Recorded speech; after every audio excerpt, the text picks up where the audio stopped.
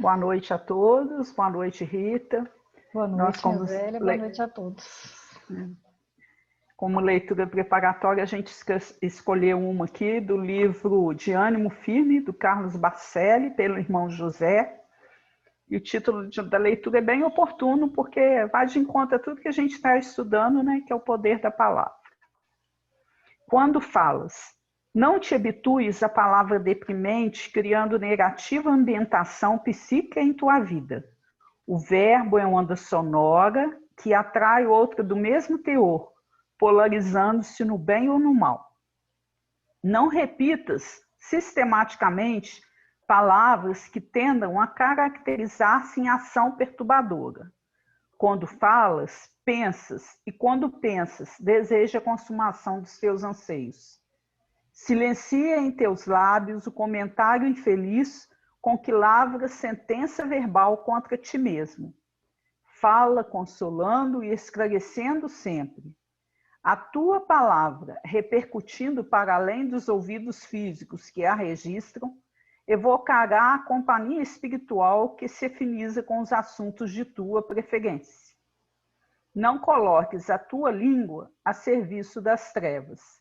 Lembra-te de que, no livro de Gênesis, está escrito: Deus disse, haja luz e houve luz.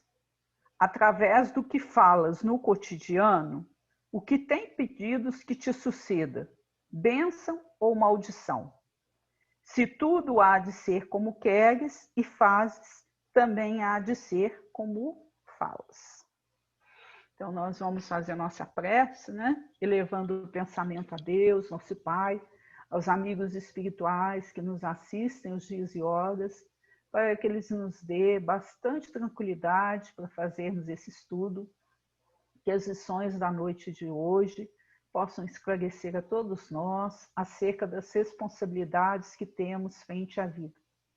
E que a tranquilidade que usufruímos quando fazemos esse momento de leitura e de estudo possa se estender a todos os nossos irmãos da nossa cidade, do nosso estado, do nosso país, enfim, Senhor, a toda a humanidade que se encontra nesse momento de prova, mas com certeza nós temos, através desse estudo que fazemos cada vez mais, a certeza de que Deus está no comando de tudo e que resta-nos a cada um de nós aprendermos a caminhar dentro das suas pegadas para que o mundo se harmonize dentro da lei do amor e da fraternidade.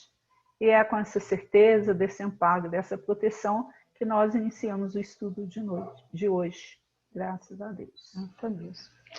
Mais uma vez, estamos aqui, né? Estudo minucioso do Evangelho, à luz da doutrina espírita, miudinho, baseado no miudinho de Uberaba, do Luiz Elias, pelo Centro Espírita Francisco de Assis, que a gente faz o trabalho, né? O versículo de hoje diz assim, é o versículo 12, o capítulo 12, versículo 32. 33. 33, desculpe, 33. Está 33 aqui, mas eu falei 32. Ou fazei a árvore boa e o seu fruto bom, ou fazei a árvore deteriorada e seu fruto deteriorado, pois pelo fruto se conhece a árvore. É um versículo um pouco mais claro, né? Que dá para a gente entender melhor. Então, a gente está dando início hoje a uma nova passagem dentro desse capítulo 12. O Aloysio fala, e já falou outras vezes, a gente também já citou aqui, que esse Evangelho de Mateus tem essa peculiaridade, que é uma forma didática de Mateus apresentar. Ele sempre apresenta algum momento em que Jesus faz uma ação, uma cura, ou quando ele multiplica os pães, alguma coisa que Jesus age e depois vem Jesus fazendo um discurso, falando sobre aquilo, né? E a gente vem já há várias semanas falando sobre esse discurso de Jesus, que tem sido um discurso duro, justamente porque ele fala do poder da palavra, do poder do verbo, de como a gente está usando, não é? E aí a gente falou também, né, que isso veio depois da cura do cego, surdo e endemoniado. Jesus vai fazer, num primeiro momento, ele fala com a multidão, que aí ele tem vários personagens, a multidão, os discípulos e os fariseus, que são contrários a Jesus. E essa passagem, primeiro Jesus se dirige à multidão, depois aos fariseus. E o título dessa passagem, lá na tradução do Haroldo, é A Árvore e os Seus Frutos. E essa passagem só vai ter 5, é uma passagem pequena, são 5 versículos. Não é? Aí ele voltou no versículo anterior, acho que é por isso que ficou na minha mente, né? Que ele fala, ele vai explicar melhor o que significa, né? Qual que é o significado do termo Espírito Santo, porque é um dos termos mais discutidos dentro da teologia bíblica, porque fica muito a gente vê que cada religião ou cada segmento religioso enxerga o Espírito Santo de uma forma diferente. Até na doutrina espírita, a gente também costuma fazer uma confusão, não é? Então, ele vai citar que o Emmanuel, no livro Paulo Estevão, numa nota de rodapé, ele define de forma concisa o que seria o Espírito Santo. Não é? Então, e aí o pessoal que assistiu fez alguns comentários dizendo que havia uma contradição entre o que o Emmanuel fala do que seja o Espírito Santo e do que o Aloísio falou no estudo. Então, ele vai esclarecer isso. Então, no livro Paulo Estevão, existe uma passagem que vai falar da igreja de Antioquia, porque a igreja de Antioquia ficou famosa na ocasião pela quantidade de manifestações que existia, de fenômenos mediúnicos, que eram assim muito impressionantes. Aí tinha fenômenos de voz direta, processos de passividade psicofônica, muitas curas. Então, havia um grande intercâmbio entre o plano físico e o plano espiritual. E aí ele vai citar o livro Paulo Estevão, capítulo 4 da segunda parte, que chama Labores Apostólicos. Então, ele diz assim: numerosos irmãos profetizavam animados do Espírito Santo. Não é? E a edição da FEB tem um comentário de Emmanuel. Quer dizer, ele está se referindo que havia muitas manifestações do Espírito Santo na igreja de Antioquia. Ninguém deverá ignorar que Espírito Santo designa a legião dos espíritos santificados na luz e no amor, que cooperam com o Cristo desde os primeiros tempos da humanidade. Então, quer dizer, que ele está falando que o Espírito Santo dá a entender isso, né? Que eles são os espíritos superiores. E na sequência dessa narrativa, ele termina falando de um médium específico, que é o Ágabo, da igreja de Antioquia, e diz o seguinte: foi aí que Ágabo, inspirado pelas forças do plano superior, recebeu a mensagem referente às tristes provações de que Jerusalém seria vítima. E aí o pessoal vai questionar, porque o Aloísio, num episódio anterior, falou o quê? Que o Espírito Santo era a força da providência divina. Né? A ação de Deus interferindo, coordenando, organizando, conduzindo e socorrendo a experiência humana.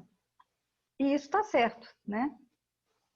Então, aí ele diz assim: você disse que é a ação de Deus, inclusive se manifestando por meio do fluido cósmico universal, ou seja, a providência divina se manifesta conduzindo as almas. E aí ele diz que isso também é Espírito Santo. Aí a gente fica meio confuso nessa hora, né? Porque até que eu assisti umas 2 vezes, acho que na terceira que eu comecei a entender que é a questão da luz, né? Que os espíritos já fazem, né? Já tem uma ideia, já são luz também. E luz fala com luz, né? Mas vamos explicar melhor aqui.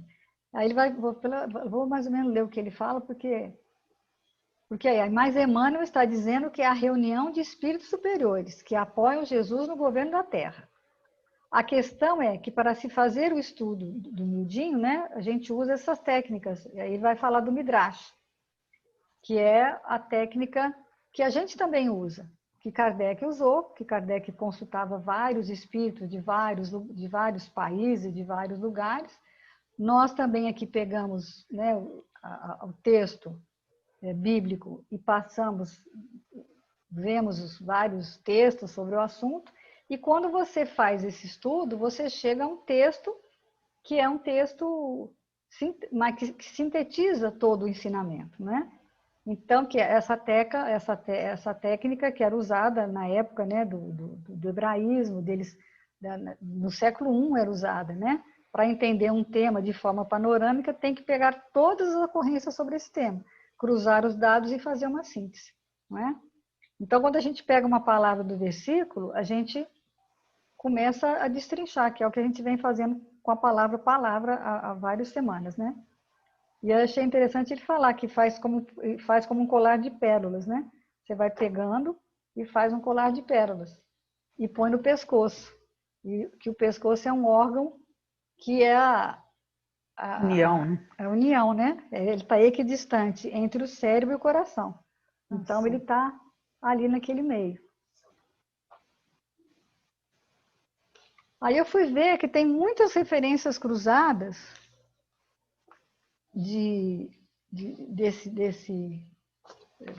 tem um site que chama Bíblia Português e traz as referências cruzadas. Tem lá as mesmas coisas, em Mateus 7,16, 7,17, 7,20, no Lucas 6,43. Aqui, por exemplo, no João 15,4, diz o seguinte: permanecei em mim e eu permanecerei em vós. Nenhum ramo pode produzir fruto por si mesmo, se não estiver ligado à videira. Vós, igualmente, não podeis dar fruto por vós mesmos, se não permanecerdes unidos a mim. E lá em Tiago 4,8, que tem vários aqui, tem um monte aqui. Achegai-vos a Deus, e ele acolherá a todos vós. Pecadores, limpai as vossas mãos, e vós que tendes a mente dividida pelas paixões, purificai o coração. Quer dizer, o Espírito Santo se manifesta, é aquela chaminha, né, que você tem dentro de você, que vai sintonizar com uma chama maior. Então, Jesus faz essa conexão de Deus com a gente. A nossa chama, quem tem sintonia com espíritos superiores, que estiver atento, é que vai receber. Eu assisti um vídeo de um pastor que ele fala da experiência de José, né? Porque ele vai falar aqui da experiência do Paulo. Mas o José do Egito, por exemplo, quando ele que ele interpreta os sonhos, né, lá do faraó, que aí ele fala que vai ter 7 anos de bonança e 7 anos de pragas, né? Ele faz porque ele está tão... É tudo uma inspiração, né? É tudo pelo Espírito Santo, né? Ele consegue fazer isso tudo, e aí ele vai falar para o faraó que eles têm que guardar durante 7 anos, para depois gastar nos outros 7 aquilo que eles conseguiram, né? Que vai ter muita fartura, mas depois vai ter muita penúria. Isso tudo é porque ele tinha a chama dele interior, era uma chama no íntimo dele muito grande, que ele conseguiu captar essas coisas. E aí vários exemplos, né? Que aí ele vai falar aqui do Consolador. O Consolador 303 a gente até chegou a ler a semana passada, né? Falando justamente que ele está no íntimo de todos nós, né? E que dessa centelha surgirá o fogo, né? Esses espíritos, eu achei interessante quando ele fala assim, que na realidade, o que acontece? A gente faz essa confusão porque a gente materializa o espírito, né? Quando ele fala assim, e Deus disse, os espíritos falaram, né, através da voz direta, o que você imagina? Que apareceu um espírito e soprou no ouvido, né?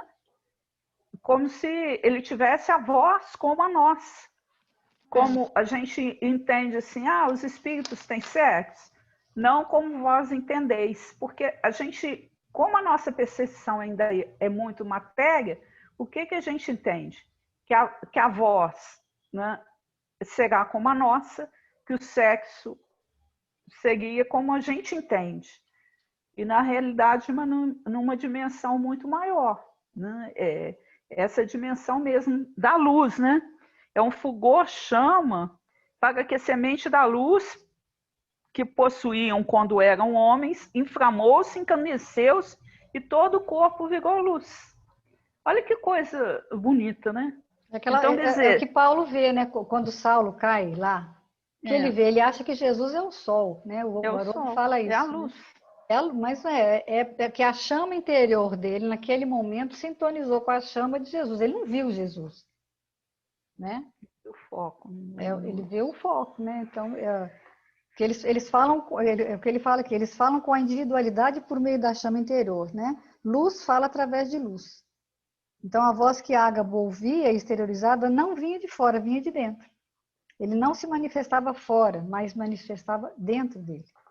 É interessante, né? A gente tem... Se os teus olhos forem bons, todo o seu corpo será luz. Olha, é de uma profundidade até difícil a gente entender, né? Porque a gente ainda está tão materializado que a gente tem dificuldade de entender. Como que a luz vai falar através da luz, né? Mas é muito bonito, né? Porque ele fala, né? Como é que ele fala? É só a primeira parte da explicação. Porque o que caracteriza o anjo em termos de evolução? A perda voluntária do livre-arbítrio. Aí eu lembrei, vou tentar passar aqui o slide, que explica bem isso. Porque nós somos centelha divina, né? Nós somos uma centelha que se desprendeu, vamos dizer, né? Que veio viver como somos deuses, né? Somos uma centelha que veio ao mundo viver uma experiência humana. Somos espíritos, né? Vou tentar aqui, vamos ver se eu vou conseguir.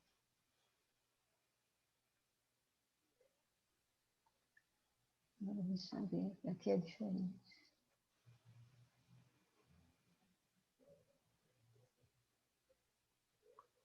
Meu Deus. Peraí, acho que está aqui. Vê se vai apresentar. Tá vendo aí? Tá, só que a nossa imagem cobre um pedacinho, tá? Mas tá Baixei. dando. Tá. Melhorou? Eu baixei aqui a imagem. Não, ainda não. Ah, foi? Não. Continua na mesma posição. Mas eu baixei, eu tirei até a imagem aqui, não sei nem como é que eu vou voltar depois. Bom. Mas está aparecendo nós duas. Não, dá para vocês ficar. Acho que você consegue mudar o seu lugar aí. Aqui eu mudei. Bom, dá para ver, né? Vou tentar isso hoje não, tá? Tá. Aqui, então, ó, aqui, o mouse você tá vendo? Dá aqui. Tá legal. Então, aqui, ó, isso aqui, quem explicou isso uma vez foi uma explicação da parábola do filho pródigo. Então, nós somos centelha divina, né, que se parou. Depois, a gente vai viver primeiro a experiência mineral, onde a gente aprende o magnetismo. Em seguida, vem o vegetal, onde a gente aprende a sensibilidade, mas mantém o magnetismo. A gente já aprendeu, vai aprendendo e vai somando isso. Então, o vegetal tem o magnetismo e tem a sensibilidade. Em seguida, vem o reino animal, onde você vai ter o magnetismo, a sensibilidade, mas você tem o instinto, né? Que é uma grande conquista. Aí, mais ou menos, nós estamos nessa faixa aqui, na faixa hominal, onde nós adquirimos o livre-arbítrio. Quando chega aqui embaixo, na parábola, no ponto, né? No ponto da parábola, é aquele momento que o filho pródigo fala: vou voltar para a casa do meu pai. Né? Que ele entende que ele precisa voltar, que ele sem o pai não é nada. Então, ele vai subir, vai voltar. Nesse momento, aqui para cima, você já vai ser um ser espiritual. E aí esse ser, ele vai abrir mão do livre-arbítrio. Ele não precisa mais dele, porque ele já sabe que o que ele tem a fazer é a vontade de Deus. Então ele volta, né, a ser uma centelha, mas uma centelha também divina, mas com uma experiência, vamos dizer, espiritual, né? Então, por isso que está lá em João 10:34, vós sois deuses, podem fazer o que eu faço e muito mais. A gente só não acredita, né? Então, o que eu achei interessante nessa questão do livre-arbítrio, né? Eu ainda estive pensando sobre isso. O que que acontece? Porque mesmo nessa fase aí onde você está lá no mineral, vai para o vegetal, que é um instinto, que é Deus agindo, né? Porque o instinto não erra, o instinto é aquela regra certa, mas como que até nesse processo de aprendizado, tudo, até o animal, por exemplo, o vegetal, ele produz para o outro. O animal, dentro do instinto de conservação, que ele alimenta de outro animal na sua cadeia alimentar, ele está sendo cooperador da obra de Deus. Porque um animal, você não vê um animal matando o outro indistintamente. Ele mata para se alimentar, mas mata para fazer com que ocorra o quê? O equilíbrio do ambiente. Então, o instinto é uma coisa muito bonita, porque é Deus trabalhando o tempo todo dentro do nosso processo evolutivo aí, ensinando que dentro da obra da criação, o que que é importante? A gente aprender a fazer pelo outro. Porque tudo que eu vou fazer, eu vou refletir. E eu achei muito interessante quando ele falou também que a última escolha, O último ato de liberdade, né? espírito, né, que ele vai perder o livre-arbítrio, Tá falhando aí. o seu último ato de liberdade vai ser o quê? Escolher que não tem mais livre-arbítrio, né? Fazer a escolha com o pai. É a minha ou a sua? Não sei. Não sei, eu tô. A Você sua me tá ouve? falhando aqui. Tô ouvindo, mas tá assim. É. Não, agora voltou normal. É, voltou. Então ele fala, Então né, é que. bonito isso, né? Muito lindo, né? Porque aí vai explicar que o que os espíritos superiores fazem já é a vontade de Deus. Não é Jesus que está falando. A gente, né, é aquela que ele fala, né? Ninguém vai ao Pai senão por mim, porque a gente tem que passar por ele, porque nós ainda não temos essa condição. Mas é como se estivesse falando com Deus, porque é a vontade de Deus que ele expressa nesse momento, né? É o que o Espírito superior diz, não sou eu mais quem vive, mas é o Cristo que vive em mim. E aí Jesus vai dizer, eu e o Pai somos um. Então é uma sequência, né? É o Cristo, é Deus falando nele, né? Aí ele fala que quando a gente sente uma vontade de fazer o bem, de ajudar alguém, de ajudar uma criança, ajudar um idoso, sei lá o quê, isso é o quê? O sentimento que moveu a fazer o bom gesto, né? É fruto da linguagem inarticulada, ou seja, do Logos do Cristo em forma de centelha dentro de nós, né? Que é o Espírito Santo, é o Espírito coletivo. Não é a vontade dele, mas sim a vontade de Deus.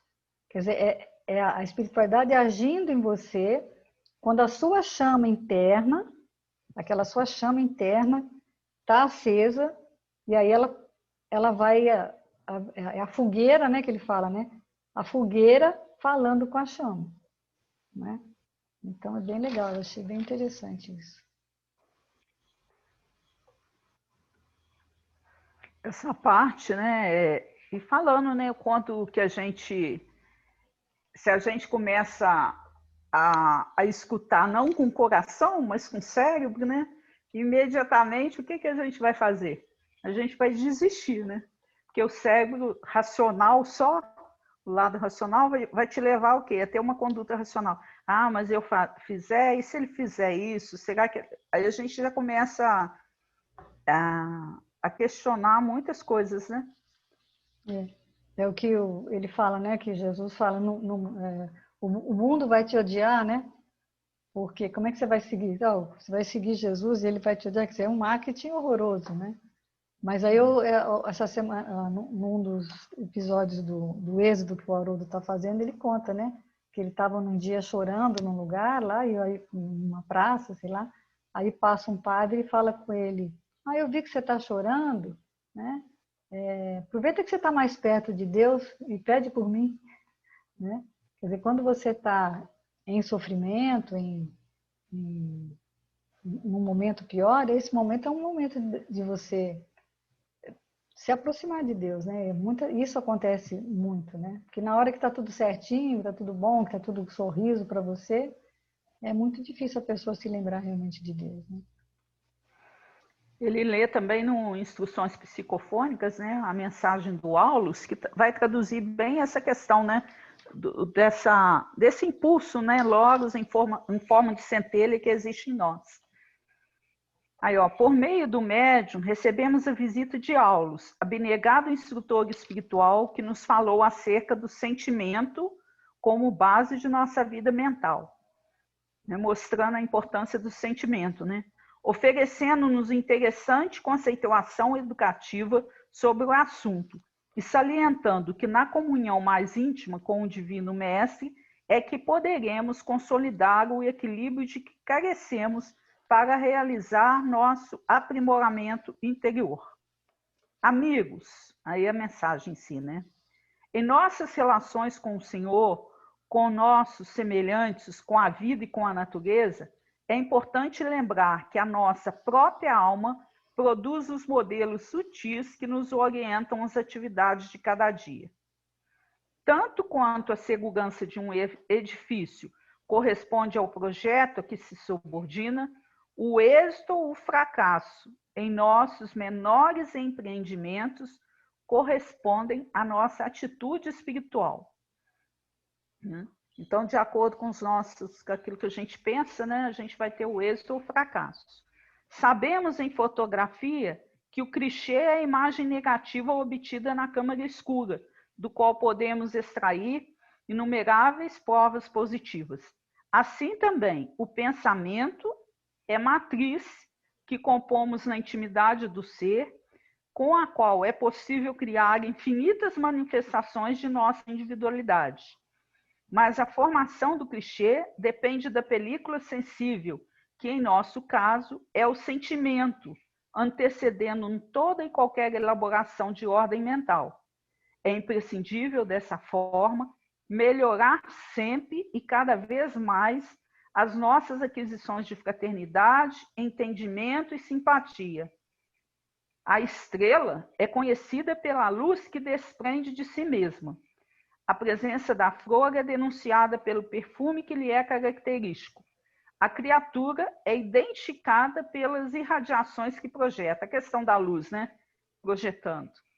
Isso aqui no mundo físico, a gente pode até esconder isso, né? As pessoas não conseguem ver, elas vão ver aquilo que você exterioriza do lado material, mas espiritualmente falando, não tem como você enganar. Você vai atrair de acordo com essa luz que você irradia. Sorvemos ideias, assimilamos ideias e exteriorizamos ideias todos os dias. É imperioso, assim, em nosso intercâmbio uns com os outros, observar os nossos estados sentimentais nas bases de nossas reflexões e raciocínios, como origem de nossa vitória ou de nossa derrota vulgar no campo da luta vulgar.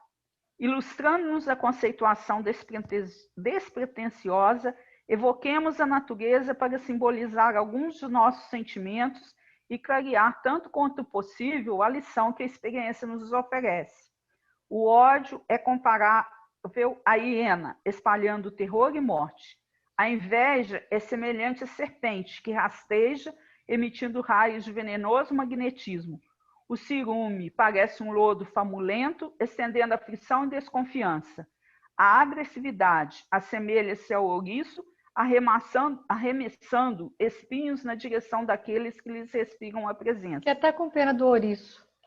É. Bonitinho. O amor é comparável ao sol que aquece e ilumina. Isso aí eles vivem falando mesmo, né, da questão da luz do sol, né? Ela vai aquecer e iluminar, do mesmo modo que ela ilumina a nossa casa, ela ilumina o lodo, né? E sem se contaminar, tá fazendo para o bem de todos. A compreensão copia a fonte amiga. A tolerância fraterna é com a árvore que serve e ajuda sempre. A gentileza é irmã da música construtiva, desdobrando consolações e mitigando o infortúnio.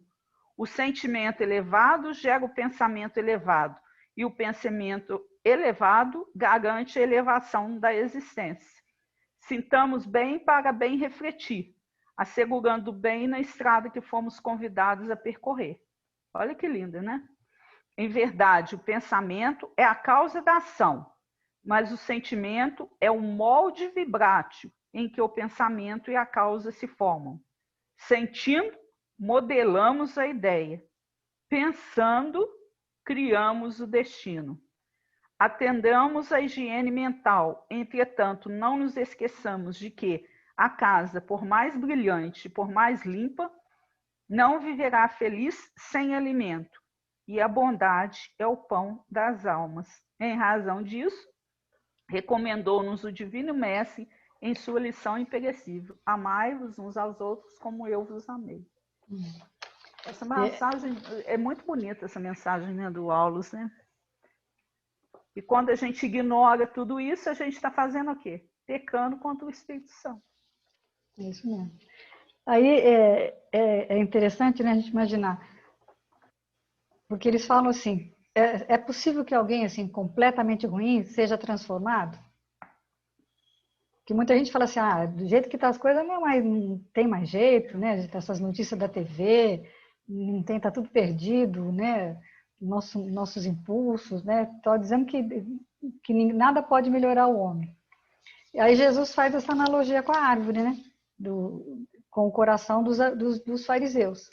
Então, o discurso dos fariseus era moralista, mas não era moral. Então, às vezes é porque o fruto ainda não está maduro. A gente tem que imaginar. Aí tem lá em Mateus 15, 17, diz assim: não compreendeis, a palavra pode ser maquiada, controladora, mas em algum momento o coração vai se revelar pela palavra. Então, às vezes a pessoa até fala, né? Jeremias capítulo 13 diz o seguinte: porventura pode o etíope mudar a sua pele ou o leopardo as suas manchas?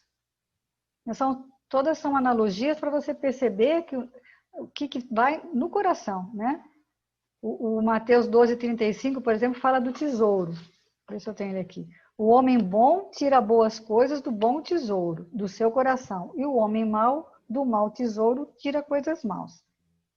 Em Romanos está assim: se com a tua boca confessares ao Senhor Jesus e em teu coração creres que Deus o ressuscitou dentre os mortos, aí serás salvo.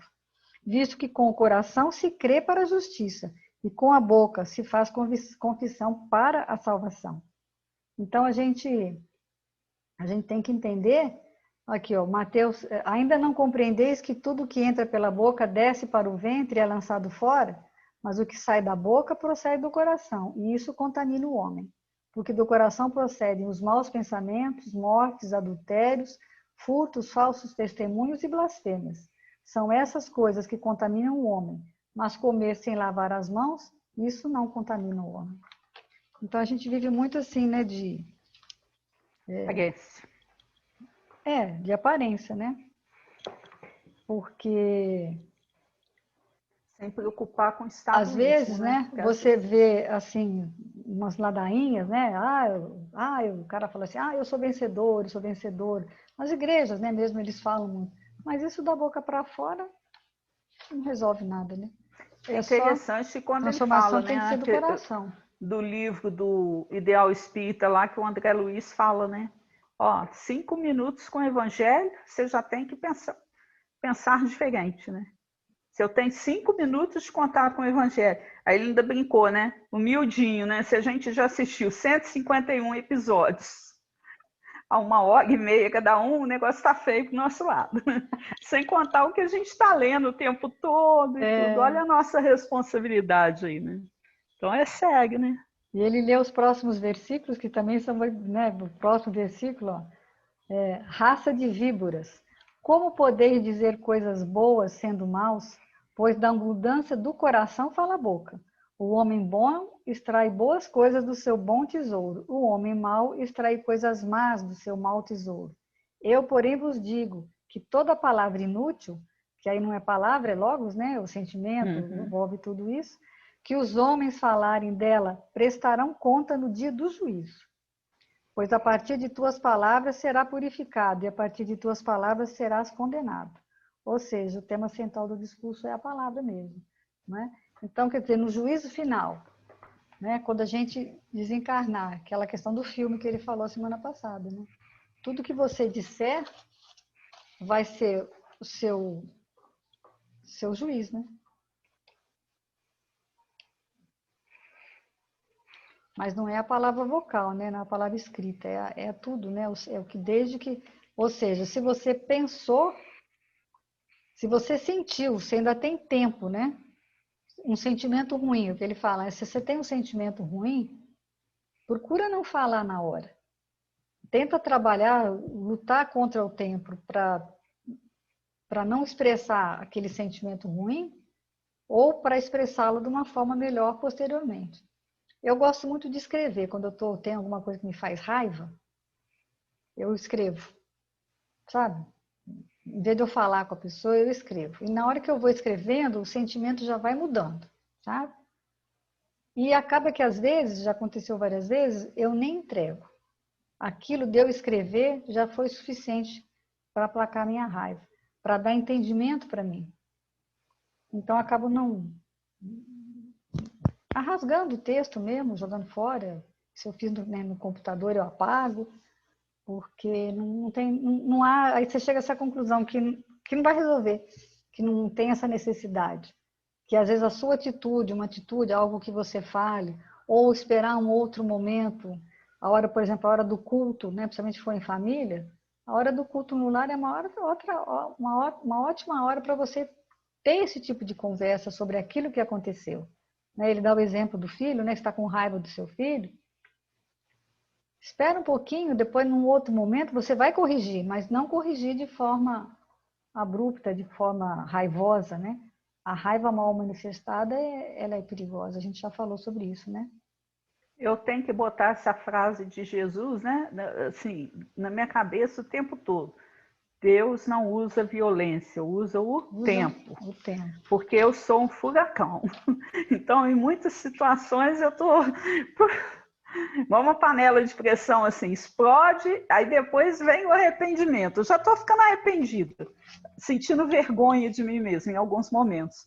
Então, a gente tem que ter muito cuidado, né, com essa questão mesmo. Porque a nossa grande questão é você quer modificar o outro, esquecendo que a única pessoa que você é capaz de modificar, de transformar, é você mesmo, controlando seus impulsos, né?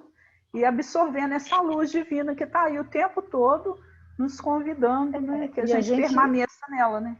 Às vezes a gente está falando, mas tem aquela música, né? Senhor, eu sei que tu me sondas, né? E ele sonda mesmo, né? Então, sonda o nosso coração. E aí ele fala assim, tem um pastor que fala assim, como é que a gente pode sondar o coração do homem? Veja como ele vive e como ele fala, né? E aí no Salmo 139, versículo 4, tem essa frase: antes mesmo que a palavra me chegue à língua, tu já a conheces inteiramente, Senhor. Então, a hora que você pensou, que você sentiu, Deus já sabe o que está acontecendo. Então, você tem que cuidar da língua para que Deus, né, conheça uma boa palavra. Às vezes a pessoa fala manso, faz caridade, material, às vezes até doce, né? Mas não se mostra, não age dessa forma, né? Então, se a gente sabe que Deus nos sonda, tem que ter cuidado, né? Quando ele fala que a gente cria o destino, né? E que Jesus orientou os discípulos, né? Que o mundo vos odiará. Porque se a gente sente amor, eu pensei no amor, falei no amor, agi no amor, mas o mundo o quê? Vai te odiar. Por quê? Porque o amor incomoda ainda, né? Ele vai contra os interesses, o ser humano ainda não descobriu o que é o amor. Então, o ideal do amor fere o interesse pessoal. E na medida que fere o interesse pessoal, você vai desagradar muitos. Né? Tem um pastor que também trabalha esse tema, que ele fala da carta dos Efésios, no capítulo 5, versículos 3 e 4, que diz que é um momento da carta, o Paulo vem falando da teologia, mas aí ele vai colocar em prática. Então ele diz assim, entre vocês não deve haver nem sequer menção de imoralidade sexual, nem de qualquer espécie de impureza, nem de cobiça, pois essas coisas não são próprias para os santos. Não haja obscenidade, nem conversas tolas, nem gracejos imorais, que são inconvenientes, mas, ao invés disso, só ação de graças. E lá no versículo 12, ele diz, porque eles fazem oculto, até dizê-lo é torpe. Mas todas essas coisas se manifestam, sendo condenadas pela luz, porque a luz tudo manifesta. Então, a luz, né, que a gente... como aquele que crê de fato, como é que ele se expressa, né? Você vê pelo tipo de linguagem, pelo tipo da conversa. Porque, por exemplo, tem pessoas, ele dá esse exemplo, um homem, por exemplo, que só se... Não é que futebol seja errado, mas um cara que só vê futebol, só vê alguma coisa nesse sentido, ele só conversa daquilo. Aquilo é o foco dele. Ou uma mulher também, uma mulher mais lidada com a futilidade, com roupa de marca, com aquelas coisas. Você vai conversar com ela, ela não tem... O conteúdo principal dela é aquele. Então, tudo isso fala de sapato, né? Então, não é que é pecado isso, mas não, a pessoa vai... uma pessoa que joga a conversa fora, né? Então, o que ele está falando aqui, né? De futilidades, de coisas que não são, né, conversas tolas. São pessoas que não têm conteúdo. Então, a gente não... Tem que tomar muito cuidado, Esse livro, Agora é o Tempo, ele tem uma mensagenzinha também bem oportuna para complementar isso aí, tudo que você falou. O sentimento cria a ideia gera o desejo acalentado forma a palavra orienta a ação detona resultados, os resultados nos traçam caminho nas áreas infinitas do tempo. Cada criatura permanece na estrada que construiu para si mesma. A escolha é sempre nossa.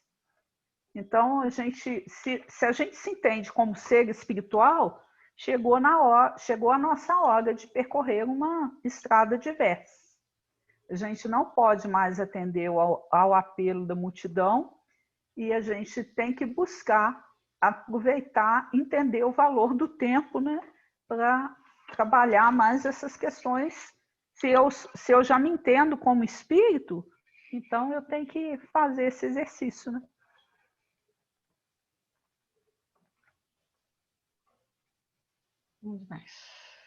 Aí tem também sentimento, ideia e ação do livro Mãos Unidas.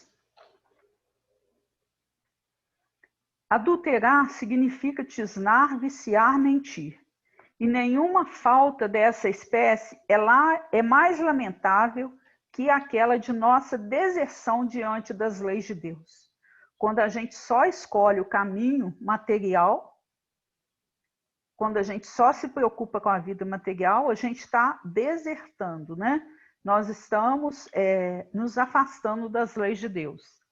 Não podemos olvidar, por isso, que toda negação do bem começa em nosso íntimo, transformando-se logo após em ideia para exteriorizar-se em seguida no campo da ação. Desse modo, podemos atender à justa autocrítica, analisando as nossas tendências ocultas e retificando os próprios hábitos. Compreendendo que os nossos sentimentos fecundam em nosso prejuízo os resultados que nos caracterizam a marcha. Então, quando o Espiritismo trabalha, né, a questão do autoconhecimento, né, que na realidade a gente estudou semana passada, que o maior pecado é quando a gente não acredita no nosso valor, e aí a gente trabalha, né, nesse sentido contrário, né, de alimentar velhos hábitos, não acreditando que nós somos herdeiros de Deus, né, e temos esse potencial divino em nós, aí a gente só está agravando a nossa situação. É assim que temos a preguiça sustentando a ignorância, e a ignorância nutrindo a miséria. A malícia gerando a crueldade, e a crueldade fomentando o crime. A suspeita criando a maledicência, e a maledicência armando a calúnia. Lembrei quando a gente estudou anteriormente também os 7 pecados, né? Que a gente tem um que vai convidando o outro, né? Então, essa leitura está bem em relação a isso, né? E por fim chama o medo, né? E aí vem o medo. E vem tudo isso, né? A disciplina criando o trabalho e o trabalho presidindo o progresso. Quer dizer, se a gente aprende a disciplina, a gente vai criar trabalho e o trabalho vai impulsionar a gente a progredir, né? A bondade plasmando a cooperação e a cooperação construindo a beneficência. O amor inspirando a renúncia e a renúncia garantindo a felicidade. Não te esqueças dessa forma, de que em ti mesmo se levanta o cárcere de sofrimento a que te aprisionas, ou se ergue o ninho de bênçãos em que te preparas à frente de glorioso porvir. Não basta te conversas em cessor de consciências alheias, para que o reequilíbrio do mundo se faça vitorioso. É indispensável a nossa própria defesa contra o assalto das trevas, consoante o ensinamento da revelação divina, que recomenda vigiarmos o coração por situar-se nele o manancial das forças de nossa vida. É aquela coisa, né? Se a gente aprende a olhar o mundo com o sentimento, né? Com o coração. Porque é o que ele fala, né? Que a vibração também é fruto. E aí, quando ele fala aqui, ó, desse modo podemos atender a justa autocrítica analisando nossas tendências ocultas. Quem são as nossas tendências ocultas? O sentimento, o pensamento e a ideia. Que isso ninguém sabe. Porque você às vezes vai exteriorizar, não é necessariamente aquilo que você sentiu, o que você pensou e qual foi a sua ideia, né? Retificando os próprios hábitos, compreendendo que os nossos sentimentos fecundam em nosso prejuízo os resultados e caracterizam a nossa morte, né? São os nossos frutos. Tudo é fruto, né? O problema maior é esse, que tudo é fruto. Aí eu vi aqui, ó, como que a gente aprende a falar? Primeiro, aprendendo a ouvir, né? Vamos ter que pedir desculpa, porque a internet está caindo, tá, gente? Em alguns momentos. Então, às vezes, o som não sai. Está instável. Então, em alguns momentos, a fala só fica em termos de vibração, né? Estamos vibrando.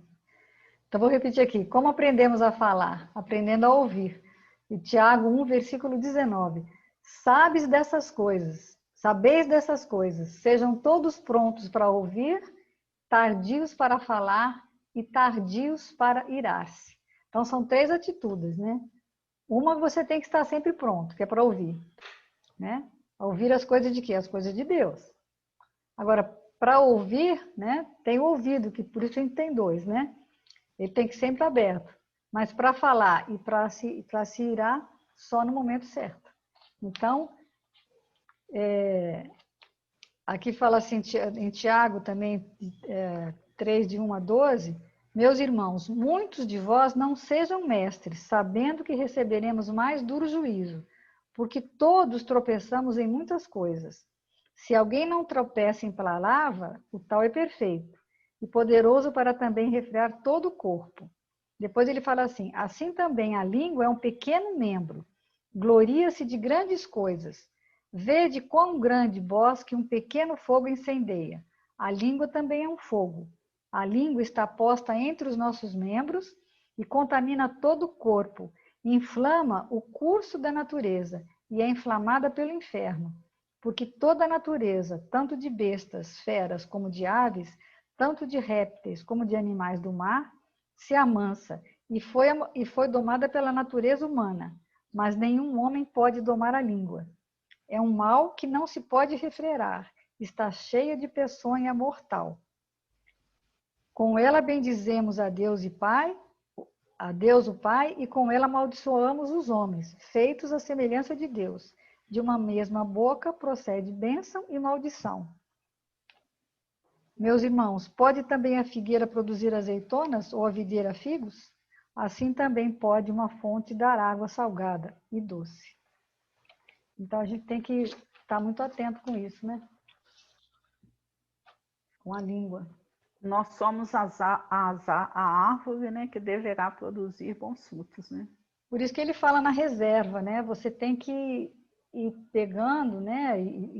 Cada vez se interessando mais por coisas mais profundas, por estudos, através de convivendo com algumas pessoas assim mais ligadas à questão. Para quê? Para que você vá tendo essa reserva no seu coração. Né? Você vai enchendo seu coração. Quando você for falar, você vai mostrar, né? A boca fala daquilo que o coração está cheio. Né? E naquele dia, no dia da prestação de contas final, você terá que dar conta dessas suas palavras. Ficou muito claro a semana passada no nosso estudo, né? Tudo que você está falando está sendo gravado. É um filme que não dá para você...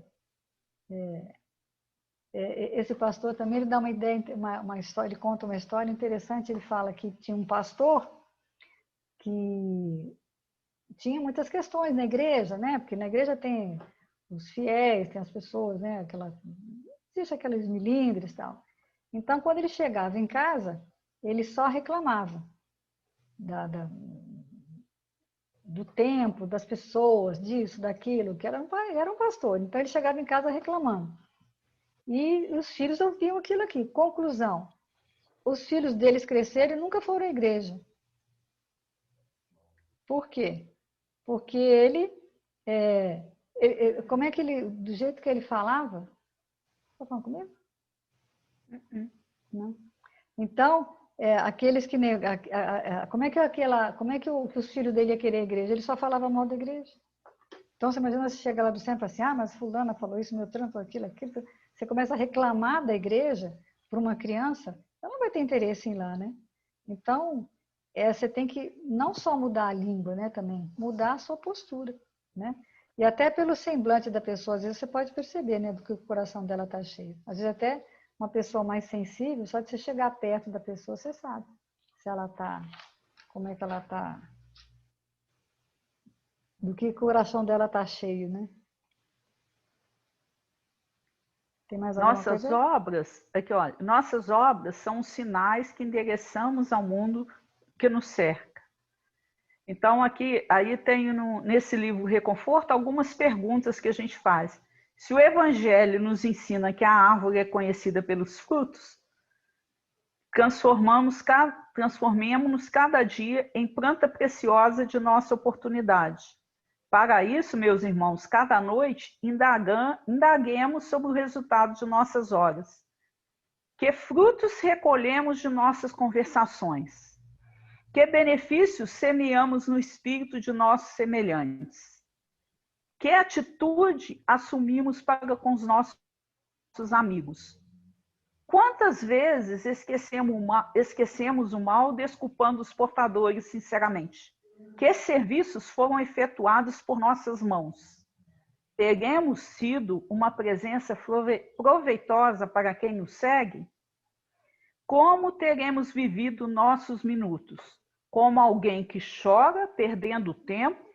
Ou qual o servidor vigilante que conhece o valor dos segundos na obra que lhe cabe fazer? Quantas vezes teremos doado algo de bom aos outros para poder pedir aos outros que nos auxiliem? Que espécie de exemplos estamos oferecendo? Que resultados produzem a nossa conduta e o nosso esforço no ambiente doméstico e na área social? Teremos fugido durante o dia ao gelo da preguiça e à ventania da cólera? Estaremos valorizando o lugar que ocupamos em nome do Senhor? Não nos esqueçamos de semelhantes indagações e saibamos viver o bem de maneira constante, porque cada dia é princípio de tempo novo para a nossa alma, e a sabedoria divina nos julgará, acima de tudo, não por nossas palavras vazias ou por nossos votos brilhantes, e sim pela produção de atos com que nos expressamos no grande e abençoado caminho para a vida mais alta. Porque, Se o verbo é o elemento que nos define, as demonstrações e os fatos constituem a força que fala por nós agora e incessantemente. Bonita, né, essa leitura também? A fé sem obras é morta, né? A gente tem que pensar muito nisso, né? Fala muito em ladainha, ninguém está aguentando mais, não. Está na nossa hora já? Já, né? Acho que tá. Falta um minutinho.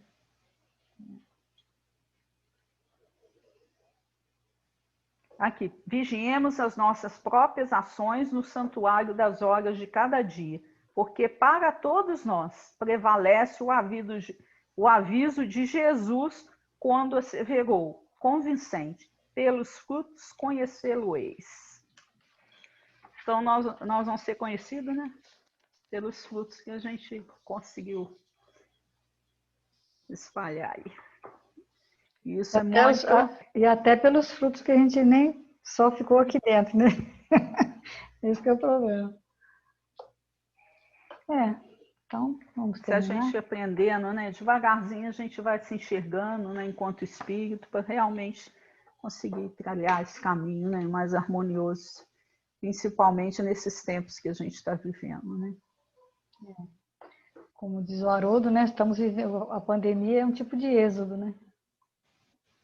A gente tem, é interessante, ele dividiu, né, o êxodo em 3 partes. A primeira é a liberdade, a segunda a fidelidade e a terceira a comunhão, né? É o objetivo, né, de tudo. Você querer a liberdade, né, que tem tudo a ver com o que a gente falou hoje, né? Você querer ter a liberdade, né? Depois você ter uma fidelidade a Deus. E por fim, você chegar à comunhão e abrir mão dessa liberdade, né? No final de tudo, você vai abrir mão da liberdade para poder ter essa comunhão com Deus. Porque essa liberdade, ela só é real o dia que a gente entender isso, né? A partir do momento que a gente tiver essa fidelidade. Não existe liberdade real sem fidelidade a Deus. É só ilusão. Né? O resto, se a gente se distancia dele, a gente tem a ilusão, eu sou livre para fazer o que quiser. Mas a responsabilidade fala, né? de colher também. Né? O livre-arbítrio é como se você desse a chave do seu carro para o seu filho adolescente, né? E falar para ele ver o que ele quer fazer. Lógico que... Mas é porque Deus age assim, Deus deixa as coisas acontecerem, né? Você tem que aprender com as experiências. Né? O Haroldo fala, né, que o faraó escravizava, né? E aí a consequência o que era? A praga, né? Deus não escraviza. Né? Deus ensina, dá o livre-arbítrio para você aprender a chegar à conclusão que um dia você tem que ser fiel a Ele e só no momento da comunhão com Deus é que você vai... E aí vai abrir a mão da liberdade. Interessante, né? Vamos finalizar? Vamos. A prece é minha hoje, né? Nesse momento, Senhor, só temos a agradecer por essa oportunidade de estarmos aqui reunidos em nome de Jesus, em nome de Deus. Pedimos, Senhor, o amparo para mais essa semana, né? Vivemos momentos muito críticos dentro de toda na nossa cidade, no estado, no planeta inteiro. Que possamos, Senhor, sermos amparados, que as nossas chamas internas estejam iluminadas, estejam em sintonia com o plano maior, para que possamos, dentro do nosso conhecimento, fazer parte, né, da cura, para que nós possamos fazer parte da parte positiva, pensarmos positivo em relação a tudo que está acontecendo. Aproveitarmos esse momento de dor, de sofrimento da humanidade, para nos aproximarmos mais do teu amor, do teu conhecimento, do conhecimento do Evangelho, mas principalmente que nós nos possamos não só falar, mas senti-lo de fato e colocar em prática com o nosso corpo físico, com o nosso corpo mental, o nosso corpo espiritual, que possamos agir, possamos ter a intuição durante os nossos sonhos, que possamos ser trabalhadores do plano espiritual, que nesse momento muitos irmãos desencarnados, né, precisando muito desse amparo, que possamos, Senhor, estar sempre à disposição da espiritualidade boa e amiga para trabalhar. Que Jesus nos abençoe, nos envolva hoje e sempre com seu abraço fraterno. Graças a Deus. Adeus. Até a semana que vem, se Deus quiser. Que eu acho que a semana que vem vai pegar, né? Víboras. Uma boa noite a todos. Boa noite. Fiquem com e Deus. Fiquem em paz, né? Que fiquemos em paz, né? Na paz de Cristo. Isso. Deixa eu parar de gravar.